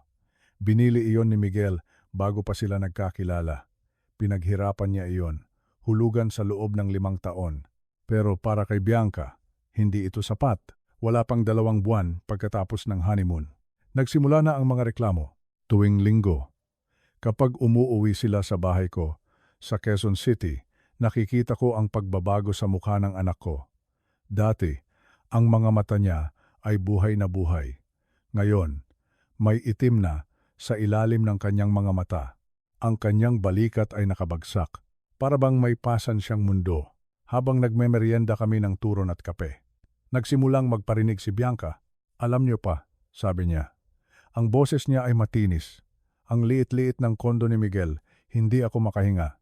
Wala man lang space para sa yoga mat ko. At ang ingay ng mga kapitbahay, hindi kumibo si Miguel. Nakatitig lang siya sa kanyang kape. Bakit hindi na lang kayo lumipat dito? Biglang sabi ni Bianca. Muntik ko nang mabitawan ang tinidor ko. Tingnan niyo ang bahay na ito pa. Ang laki-laki. 4 na kwarto. Malawak ang hardin. Sayang naman kung kayo lang ang nakatira. At saka, tumatanda na kayo. Hindi ba mas maganda kung may kasama kayo? Kung may nag-aalaga sa inyo, nag-aalaga o nagbabantay ng mananahawin. Tiningnan ko siya ng diretso. Bianca, sabi ko ng mahinahon pero matigas. Ang bahay na ito ay mananatiling akin habang ako ay nabubuhay. Ito ang santuwaryo ko. Kapag wala na ako, bahala na si Miguel. Pero hanggat humihinga ako, walang ibang titira dito. Nanigas ang ngiti ni Bianca. Nakita ko ang galit na dumaan sa kanyang mukha, pero mabilis niya itong tinago. Kung hindi makuha sa santong dasalan, kukunin sa santong paspasan. Iyan ang nasa isip niya. Dahil hindi siya nakalipat sa bahay ko, ibang taktika ang ginamit niya, ang pagpapalubog kay Miguel sa utang. Isang araw, dumating sila sakay ng isang bagong sasakyan, isang BMW X5, kulay itim, makintab, napataas ang kilay ko. Alam ko kung magkano ang sweldo ni Miguel, maganda ang kita niya. Pero hindi sapat para bumili ng ganitong sasakyan nang hindi nababaon sa utang. Ang ganda di ba pa? Sabi ni Bianca. Yumayakap sa braso ni Miguel. Kailangan kasi namin ng mas malaking sasakyan. Safety first. At saka, bagay ito sa image namin. Image, imahe. Iyan lang ang mahalaga sa kanya. Kinausap ko si Miguel nang kami na lang dalawa sa garahe. Anak, magkano ang kuha niyo dito? Tanong ko. Yumuko si Miguel, nahihiya. 4.5 milyon pa. Sabi niya ng pabulong. 4.5 milyon. At magkano ang monthly? 70,000 pa. 70,000. Kada buwan, halos kalahati na ng sweldo niya iyon. Paano pa ang kuryente, ang tubig, ang pagkain, ang Asociación du Secondo? Si Bianca ang pumili nito pa, sabi niya. Ang boses niya ay parang humihingi ng tulong. Sabi niya kailangan daw namin ito para respetuhin kami ng mga kliyente niya, kahit wala naman siyang trabaho. Doon ko na kumpirma. Ginagawa niyang gatasan ang anak ko, at hindi lang iyon. Nagsimula na rin siyang makialam sa akin. Tuwing bibisita siya, panay ang tanong niya, Pa, saan kayo nag-i-invest ngayon? Maganda daw ang time deposit sa ganitong bangko. Pa, nakausap niyo na ba yung broker tungkol sa lupa sa Batangas? Sayang kung nakatiwangwang lang. Pa, ilan ba talaga ang life insurance policy niyo? Kasi may kakilala ako. Pwede nating i-review para mas malaki ang makuha ni Miguel. Bawat tanong, bawat pahiwatig, lahat iyon ay idinokumento ko tuwing gabi. Pagkaalis nila, pumupunta ako sa aking kwarto. Isinusulat ko sa isang maliit na papel ang mga nangyari. At kapag may oras ako, dinadala ko ang mga papel na iyon sa storage unit sa Makati. At inililipat ko sa aking journal, pahina 20. Ang kotse. Pinilit si Miguel na bumili ng BMW worth 4.5 million. Miguel is drowning in debt. Bianca contributes 0 pesos. Pahina 21. Ang bahay. Gustong lumipat sa Quezon City. Sinabing sayang ang bahay kung ako lang. Gustong kontrolin ang teritoryo.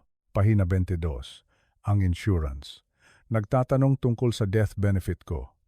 Gustong malaman kung magkano ang makukuha kapag namatay ako. Masakit isulat ang mga ito. Masakit makita na ang taong pinakasalan ng anak mo ay naghihintay lang na mamatay ka, pero kailangan kong maging matatag. Ang journal na ito ay hindi lang libro ng mga reklamo. Ito ay ebidensya. Ito ang sandata na gagamitin ko para palayain ang anak ko sa loob ng 3 taon. Puno na ang journal, puno ng kasakiman, puno ng manipulasyon, at puno ng luha ng isang ama na nagmamasid sa paghihirap ng kanyang anak. Bumalik tayo sa kasalukuyan. Sa gabing tinawag ako ni Miguel mula sa Tagaytay. Ang biyahe mula Tagaytay pabalik ng Maynila ay mahaba. Puno ng trapiko. Ang mga ilaw ng sasakyan sa South Luzon Expressway ay parang mga mata ng demonyo na nakatingin sa akin. Pero mas mabilis ang tibok ng puso ko kaysa sa takbo ng bus. Pagbaba ko sa terminal. Sumakay agad ako ng taxi papunta sa bahay sa Quezon City. Gabi na. Tahimik ang subdivision. Pero sa loob ng bahay ko, alam kong may bagyong naghihintay. Pagpasok ko ng gate, nakita ko ang 2 sasakyan, ang lumang Honda Civic ni Miguel at ang makintab na BMW X5 ni Bianca, ang sasakyang simbolo ng kanilang pagkakautang. Binuksan ko ang pinto. Ang hangin sa loob ng bahay ay mabigat, parang sementeryo. Nakita ko si Miguel, nakaupo sa hagdan. Ang mukha niya ay nakasubsob sa kanyang mga palad. Ang suot niyang polo ay gusot-gusot. Mukha siyang natalo sa giyera. Nang marinig niya ang yapak ko, tumingala siya. Ang mga mata niya ay mapula, puno ng takot at hiya. Pa, sabi niya. Ang boses niya ay basag sa sala. Nakaupo si Bianca. Nakahalukip-kip, nakataas ang noo. Suot ang isang mamahaling blusa. Hindi siya mukhang nagsisisi, mukha siyang naghahamon. Ang tapang ng mukha, pagkatapos subukang pasukin ang bodega ko, pagkatapos mag-iskandalo. Ngayon ay nakaupo siya sa sala ko na parang siya ang may-ari. Ricardo, sabi niya. Hindi man lang nagmano o bumati ng magandang gabi. Kailangan nating mag-usap, sabi niya. Diretso, walang galang. Lumapit ako at umupo sa aking paboritong upuan. Ang upuan na inupuan ko noong nagpaplano kami ni Catalina para sa kinabukasan. Tiningnan ko siya, mata sa mata. Tungkol saan, Bianca? Tanong ko. Ang boses ko ay kalmado, pero sa loob, kumukulo ang dugo ko. Tungkol sa tiwala. sabi niya. Kapal ng mukha. Siya pa ang nagsalita tungkol sa tiwala. Tungkol sa transparency sa pamilyang ito. Dagdag pa niya. Alam ko na may tinatago ka sa storage unit na iyon sa Makati. Alam ko na may mga dokumento ka doon tungkol sa pera, tungkol sa mana ni Miguel. At ano naman sa iyo iyon? Tanong ko. Asawa ako ni Miguel. Sagot niya ng pasigaw. Karapatan kong malaman ang lahat ng bagay na makakaapekto sa kinabukasan namin. Tinatago mo ang yaman ng pamilya. Kinokontrol mo si Miguel. Ayaw mong maging independent kami. Tiningnan ko si Miguel. Nakayuko pa rin siya. Hindi makatingin sa asawa niya. Hindi makatingin sa akin. Kinokontrol. Ulit ko. Ang pagprotekta sa pinaghirapan ng asawa ko ay hindi pagkontrol, Bianca. Iyon ay pagiging responsable. Responsable. Sigaw niya. Tumayo siya at naglakad-lakad sa sala. Ang ingay ng takong ng sapatos niya ay umaalingaw-ngaw sa sahig na kahoy. Ang damot mo, Ricardo. Ang damot-damot mo. Mayaman kayo. Alam ko iyon. Ang bahay na ito, ang mga lupa sa probinsya, ang mga investments. Pero hinahayaan mong maghirap ang anak mo. Hinahayaan mo kaming mabaon sa utang para sa sasakyan. Habang ikaw, nakaupo ka lang sa yaman mo. Mabaon sa utang. Sabi ko, sino ba ang nagpilit bumili ng BMW? Ako ba? Si Miguel ba? Kailangan namin iyon. Sigaw niya. Pero hindi iyon ang punto. Ang punto ay tinatago mo ang pera. Para saan? Dadalhin mo ba yan sa hukay? O hinihintay mo na maghiwalay kami ni Miguel para solohin niya ang lahat? Tumigil ang mundo sa sinabi niya. Hinihintay na maghiwalay. Napangiti ako ng mapait. Sa wakas, lumabas din ang totoo. Alam niya na hindi siya kasama sa plano. At takot na takot siya. Hinihintay ko lang na ipakita mo ang tunay mong kulay. Sabi ko ng mahina, at ngayong gabi. Nang dalhin mo ang Kim sa Makati. Nang sigawan mo ang manager doon. Ipinakita mo na kung sino ka talaga. Namula ang mukha niya. Galit. Hiyang-hiya. Pero hindi pa siya tapos lumaban. Wala kang karapatan na husgahan ako. Sabi niya. Mahal ko si Miguel. Mahal.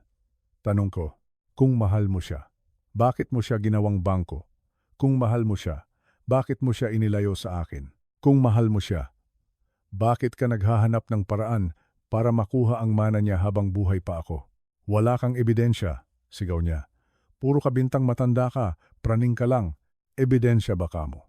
Tumayo ako, dahan-dahan. Kinuha ko ang aking bag. Miguel, sabi ko. Tumingin ka sa akin, anak. Tumingin si Miguel. Ang mukha niya ay puno ng luha. May ipapakita ako sa inyo. Binuksan ko ang bag at inilabas ko ang mga papel na matagal ko nang inihanda, ang mga papel na galing sa loob ng bodega. At ang mga bagong papel na nakuha ko sa tulong ng teknolohiya, tapos na ang pagpapanggap, Bianca. Sabi ko, oras na para sa katotohanan. Inilapag ko ang mga papel sa mesa sa gitna ng sala. Ang unang papel, ang prenuptial agreement. Naalala mo ba ito? Tanong ko kay Bianca. Tiningnan niya ang papel. Namutla siya. Ito ang pinirmahan mo sa opisina ni Attorney Santos 3 taon na ang nakakaraan. Sabi ko, sabi mo sa akin formalidad lang yan, sabi niya. Ang boses niya ay nanginginig. Niloko niyo ako. Hindi kita niloko. Sabi ko, masyado ka lang mayabang para magbasa. Masyado kang siguradong makukuha mo ang gusto mo. Ang nakasulat dito ay malinaw. Ang lahat ng ari-arian na nasa trust fund, ang bahay na ito, ang mga investments, ang insurance, ay hindi kailanman magiging iyo. Kahit maghiwalay kayo, kahit mamatay ako, wala kang makukuha. Tiningnan niya si Miguel. Miguel, totoo ba ito? Tumango si Miguel. Totoo, Bianca. Sinabi ko sa iyo noon, pero hindi ka nakinig. Pero simula pa lang iyon.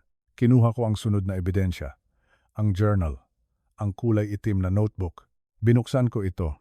Miguel, gusto kong makinig ka, sabi ko. Ito ang sinulat ko sa loob ng 3 taon, base sa utos ng nanay mo bago siya namatay. Nanay, bulong ni Miguel. Oo. Alam ng nanay mo na darating ang babaeng tulad niya. Binasa ko ang ilang pahina. December 2023. Umiiyak si Miguel sa garahe dahil wala na siyang pera pambayad sa credit card. Bumili si Bianca ng bagong Chanel bag gamit ang card ni Miguel. March 2024. Nagising si Miguel na masakit ang dibdib dahil sa stress. Si Bianca ay nasa spa kasama ang mga kaibigan.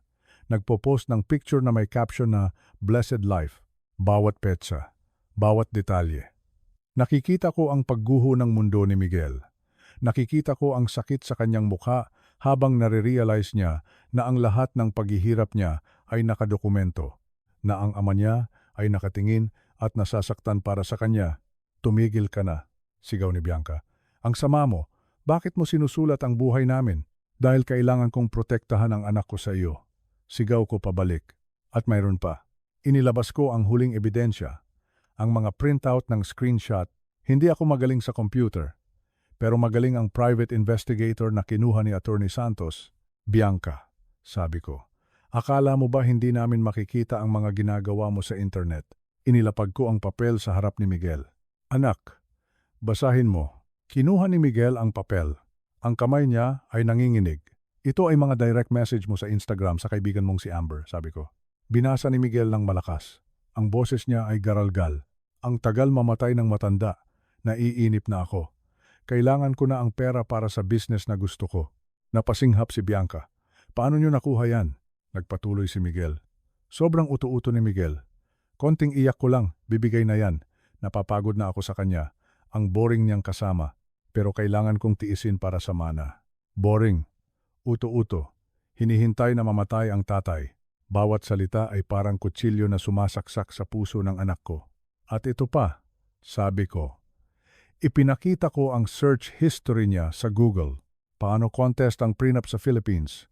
Paano ilipat ang titulo ng lupa kapag patay na ang may-ari? Rights of Wife in Inheritance, Philippines. Sa loob ng maraming buwan. Ito ang inaatupag niya. Hindi kung paano maging mabuting asawa, kundi kung paano magnakaw.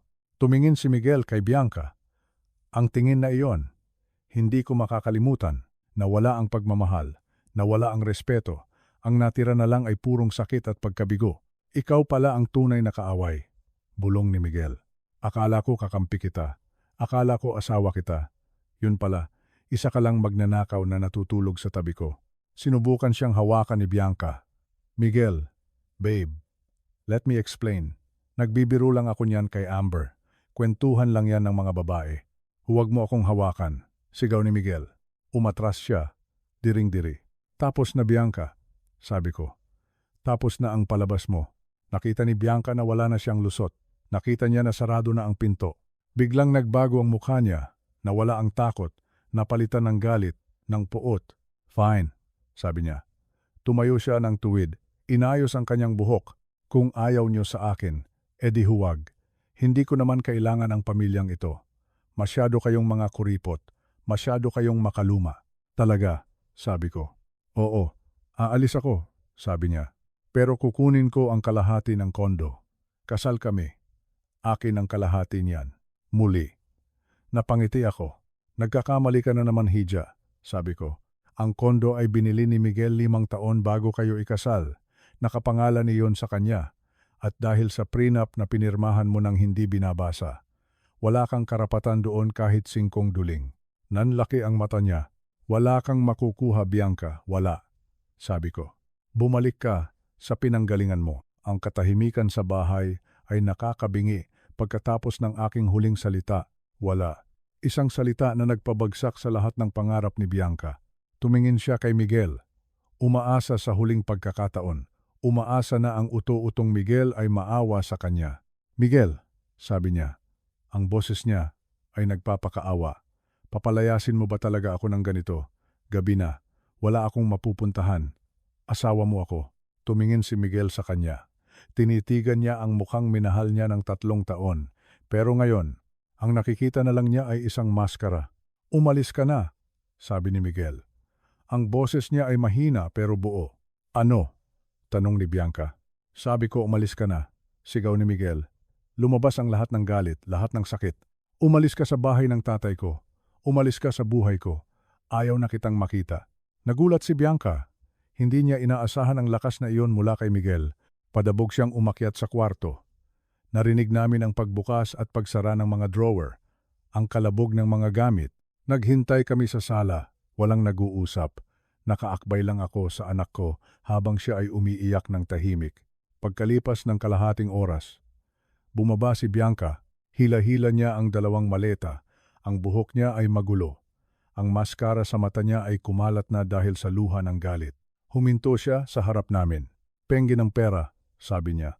Napatingin ako sa kanya. "Kapal talaga. Para saan?" Tanong ni Miguel. "Pambayad sa Grab, pambayad sa hotel.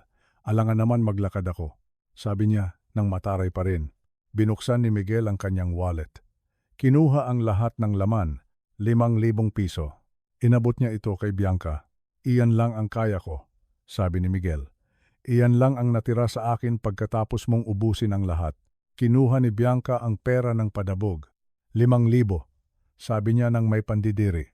"Saan aabot ito? Sa motel. Bahala ka na," sabi ni Miguel. Tumingin si Bianca sa akin. Ang mga mata niya ay puno ng lason. "Masaya ka na matanda," sabi niya. "Nanalo ka. Nakuha mo na ulit ang anak mo." "Hindi ako nakipaglaro, Bianca," sabi ko. "Pinrotektahan ko lang siya." At oo, masaya ako dahil malaya na siya sa isang linta. Tinalikuran niya kami. Hinila ang maleta palabas ng pinto. Ang tunog ng gulong ng maleta sa semento ay napakalakas sa katahimikan ng gabi. Krog, krog, krog, parang tunog ng kadena na natatanggal. Binuksan niya ang pinto ng kanyang BMW. Pero bigla akong nagsalita. "Teka," sabi ko. Lumingon siya. "Ang sasakyan," sabi ko. "Ano?" Singhal niya. "Ang BMW. Nakapangalan yan kay Miguel. Siya ang nagbabayad. Iwan mo ang susi." Nanlaki ang mata niya. "Seryoso ka ba? Paano ako aalis?" "Mag-grab ka," sabi ko. "Gamitin mo ang 5,000 na binigay ng asawa mo." Gusto niyang lumaban. Pero nakita niya ang mukha ko. Nakita niya na tatawag ako ng pulis kapag hindi niya ibinigay. Inihagis niya ang susi sa sahig. "Magsama kayo ng pera niyo," sigaw niya. Lumabas siya ng gate, hila ang maleta, at naglakad sa dilim ng kalsada. Pinanood namin siya hanggang sa mawala siya sa dilim. Isang babaeng naghangad ng palasyo pero umalis na parang pulubi. Sinara ni Miguel ang pinto. At doon, sa wakas, bumigay siya. Napaluhod siya sa sahig. At humagulgol. Ang iyak ng isang lalaking nawasak ang puso. Ang iyak ng isang taong nagising sa isang masamang panaginip. Niyakap ko siya, mahigpit. "Tahan na anak," sabi ko. "Tahan na. Tapos na. Ligtas ka na. Nandito si Papa." Niyakap niya ako pabalik. Parang noong bata pa siya na nadapa at nasugatan ang tuhod. Pero ngayon, ang sugat ay nasa puso. At mas matagal itong gagaling. Pero gagaling ito. Alam ko. Dahil nandito ako. At nandito ang alaala ng nanay niya. Ang bagyo ay lumipas na. At kahit magulo ang paligid, kahit maraming nasira, ang pundasyon ng aming pamilya ay nanatiling matibay. Salamat sa bodega. Salamat sa journal. At salamat sa pagmamahal na hindi nasisilaw sa kintab ng ginto. 6 na buwan. 6 na buwan na ang nakalipas. Mula noong gabing iyon. Ang gabi ng pag-alis ni Bianca. Ang gabi ng pagbagsak ng mga luha at pagbigat ng dibdib. Ngayon, tahimik na ang aming bahay sa Quezon City. Pero hindi ito ang uri ng katahimikan na malungkot o nakakatakot. Ito ay ang katahimikan ng kapayapaan. Ang katahimikan pagkatapos ng isang malakas na bagyo, linggo ng gabi ngayon. At gaya ng nakagawian, nandito si Miguel, nasa kusina kami. Nagluluto ng paborito naming adobong manok. Ang amoy ng toyo at suka ay pumupuno sa hangin, parang noong buhay pa si Catalina. Tiningnan ko ang anak ko. Iba na siya ngayon. Bumalik na ang laman ng kanyang pisngi. Nawala na ang itim sa ilalim ng kanyang mga mata. At ang pinakamahalaga sa lahat, bumalik na ang kanyang ngiti. "Pa," sabi niya habang naghihiwa ng bawang. "May nakilala ako." Napahinto ako sa paghahalo ng niluluto. Tumingin ako sa kanya. "Talaga anak?" tanong ko. Tumango siya.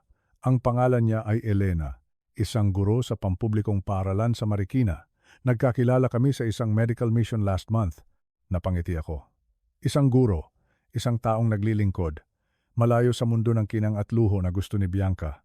"Alam mo ba pa," kwento ni Miguel, "noong nagkape kami sa Starbucks, nagpumilit siyang magbayad ng sarili niyang kape." Sabi niya, "Kanya-kanyang bayad daw muna kasi pareho naman kaming may trabaho." Naramdaman ko ang init sa aking dibdib. Kanya-kanyang bayad. Isang simpleng bagay. pero napakalaki ng ibig sabihin. Ibig sabihin, hindi siya tumitingin sa wallet ni Miguel. Tinitingnan niya si Miguel bilang kapantay. Bilang tao, mabuti yan anak, sabi ko. Mukhang matino, mukhang may dangal. Pagkatapos naming kumain, pumunta kami sa sala, uminom ng tsaa at pinag-usapan ang isang desisyon na matagal na naming pinag-iisipan. Ang trust fund na iniwan ni Catalina, 70 milyong piso, napakalaking halaga. Isang halagang pwedeng bumuhay ng ilang henerasyon. Pero na-realize namin ni Miguel na ang perang ito ay hindi lang basta papel. Ito ay simbolo ng proteksyon. At ngayong ligtas na siya, hindi na kailangang itago ang lahat ng ito sa dilim. Pa, sabi ni Miguel. Seryoso ang mukha niya. Hindi ko kailangan ang lahat ng perang iyon. May trabaho ako. Nakaahon na ako sa utang na iniwan ni Bianca. At simple lang naman ang gusto kong buhay. Alam ko anak, sagot ko. Ano ang nasa isip mo? Gusto kong gamitin natin ang malaking bahagi nito para sa iba. Sabi niya. Naalala ko si Mama. Dagdag niya. Naalala ko kung paano siya naghirap sa cancer at kung paano tayo naghirap noon. Gusto kong magtayo tayo ng scholarship fund, ang Catalina Memorial Scholarship. Para kanino? Tanong ko. Kahit alam ko na ang sagot. Para sa mga batang matatalino pero nawalan ng magulang dahil sa cancer. Tulungan natin silang makapagtapos ng kolehiyo. Tulungan natin silang magkaroon ng kinabukasan na hindi kayang nakawin ng sinuman. Tumulo ang luha ko. Hindi ko napigilan. Sa sandaling iyon, nakita ko si Catalina sa mukha ng aming anak, ang kanyang kabutihan, ang kanyang pagmamalasakit, ang kanyang puso, ang 70 milyong piso ay hindi lang magiging numero sa bangko. Ito ay magiging pag-asa. Ito ay magiging diploma. Ito ay magiging kinabukasan ng maraming kabataang Pilipino.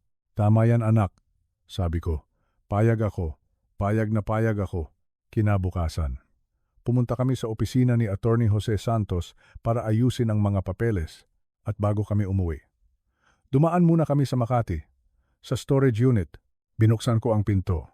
7, 3, 5, 2. Nandoon pa rin ang lahat. Ang mga dokumento, ang mga album, ang journal na puno ng sakit at galit. Pero iba na ang pakiramdam ko ngayon. Dati, ang lugar na ito ay parang kuta. Isang lugar ng paghahanda sa gyera. Ngayon, isa na itong dambana. Hinawakan ni Miguel ang litrato ng kanyang ina. Ma, bulong niya. Okay na ako. Salamat sa lahat. Salamat sa pagprotekta sa akin kahit wala ka na. Tumingin ako sa paligid ng maliit na kwartong ito. Dito ko na-realize ang pinakamahalagang aral sa lahat. Ang tunay na pamana ni Catalina ay hindi ang bahay sa Quezon City, hindi ang lupa sa probinsya, hindi ang 70 milyong piso o ang mga alahas sa kahon. Ang tunay na pamana ay ang pagmamahal. Isang pagmamahal na nakakakita sa hinaharap. Isang pagmamahal na handang gumawa ng mahihirap na desisyon para sa kapakanan ng minamahal. Si Bianca. Umalis siya na dala ang 5,000 piso at ang kanyang galit, wala siyang nakuha. Dahil ang habol lang niya ay ang makikita ng mata. Pero kami ni Miguel, mayaman kami. Hindi dahil sa pera, kundi dahil nalaman namin kung gaano katibay ang aming pamilya. Isinara ko ang pinto ng storage unit. Click. Ang tunog ng lock ay parang tuldok sa dulo ng isang mahabang pangungusap. Tapos na ang kwento ng pagtataksil. Tapos na ang kwento ng kasakiman. Ang nagsisimula ngayon ay ang kwento ng pagbibigay. Ang kwento ng pagbangon. Habang naglalakad kami palabas ng building, nakita ko ang paglubog ng araw sa Manila Bay. Kulay kahel at lila ang langit. Napakaganda. Inakbayan ko ang anak ko. Tara na pa, sabi ni Miguel. Uwi na tayo. Oo anak, sabi ko. Uwi na tayo. At sa unang pagkakataon sa loob ng maraming taon, naramdaman ko na ang puso ko ay tunay na magaan. Si Catalina ay nakangiti sa itaas. At ang aming bukas ay kasing liwanag ng bagong umaga.